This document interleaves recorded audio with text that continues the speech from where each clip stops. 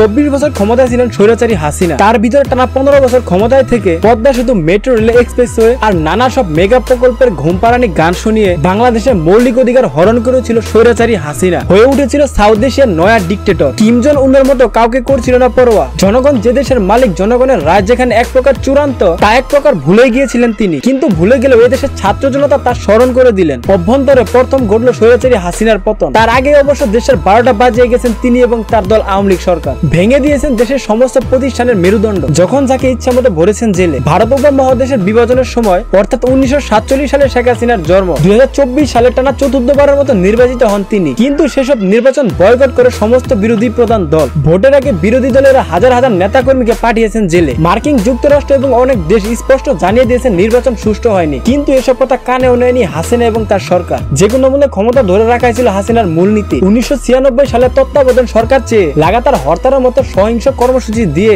দেশটাকে নরকুণ্ড বানিয়ে রেখেছিলেন। কিন্তু ক্ষমতায় এসে গোল পাল্টে ফেলেন, বিলুপ্তি করে ফেলেন তত্ত্বাবধান ব্যবস্থা। আজীবন ক্ষমতা থাকা বন্দোবস্ত করে নেন। বিরুদ্ধে মত দমনে প্রচলিত ঘটান ডিজিটাল নিরাপত্তা আইন, যে আইনকে বলা হয় মানুষের জবান কেড়ে নেওয়া কালো আইন। কথায় কথায় ডিজিটাল নিরাপত্তা আইনে একে ওকে জেলে ভরে দেওয়া এটা স্বাভাবিক বিষয় হয়ে দাঁড়িয়েছিল। মানুষের আশা ভরসার শেষ আশ্রয় ছিল আদালত। কিন্তু এখানেও দলীয়করণ ও রাজনীতি ঢুকিয়ে আদালতকে পরিণত করে সার্কাসে। দলীয় সিদ্ধান্ত হয়ে ওঠে আদালতের সিদ্ধান্ত।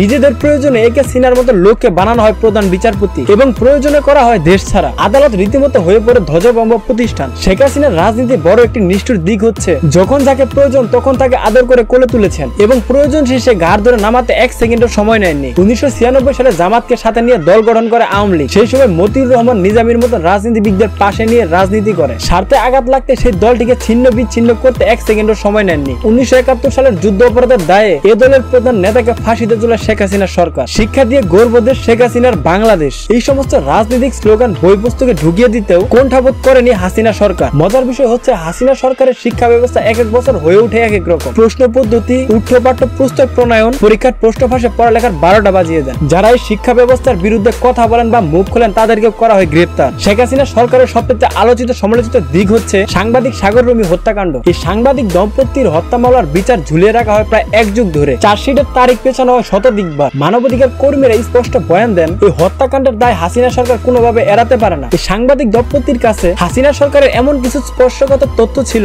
যাতে সরকার বেকায়দায় পড়ে যেতে পারত। আওয়ামী লীগ সরকারের আমলে ছাত্র রাজনীতি একমুখী হয়ে পড়ে। কোন ধরনের ছাত্র সংসদ বা অন্য কোন ছাত্র রাজনীতি বিকশিত হতে দেওয়া হয়নি। ছাত্রলীগ দিয়ে সকল ছাত্র রাজনীতি পেশিবলদের দাবিয়ে রাখার চেষ্টা করা হয়। শেখ হাসিনা এমন একটা রাজনীতিবিদ যিনি প্রবীণ নেতাদের বসিয়ে রেখে রাজনৈতিক অভিজ্ঞতা শূন্য নর্তকী বয়াতি জোয়ারিদের ধরে ধরে এমপি বানান। দেশের মানুষের ভাগ্য নির্ধারণের স্থান জাতীয় সংসদকে বানিয়েছেন পালামঞ্চ। ক্ষমতা থাকাকালীন নির্বাচনের প্রকৃত সংখ্যা তার নিজ মতো পাল্টে ফেলেন শেখ হাসিনা এবং টানা 3টি ভুয়া নির্বাচন করে নির্বাচন ব্যবস্থা নির্বাসনে পাঠান। নতুন জেনারেশন এইটাই জানে না যে ভোট দেওয়ার অভিজ্ঞতাটা কেমন। এছাড়া সংবাদ সম্মেলনে নিত্য প্রয়োজনীয় দ্রব্যমূল্য নিয়ে প্রশ্ন করলে যথাযথ পদক্ষেপ না নিয়ে কাঁঠাল দিয়ে বার্গার বানানোর রেসিপি ধরিয়ে দিতেন। আওয়ামী লীগ দেশের প্রত্যেকটি সেক্টর ঘুষ দুর্নীতি দিয়ে পঙ্গু বানিয়ে ফেলেছেন। সবচাইতে ছোট যে দুর্নীতিবাজটি ধরা পড়ে সেও 100 কোটি টাকার মালিক। এতদিন সব চুপচাপ সহ্য করলেও 24-এ এসে লোকজন গর্জে উঠে। চারদিকে পতনের ঘন্টা ধ্বনি বাজে শেখ হাসিনা। ছাত্র সমাজের মাধ্যমে তার এই পতনে দেশ আরেকবার স্বাধীনতার স্বাদ পায়।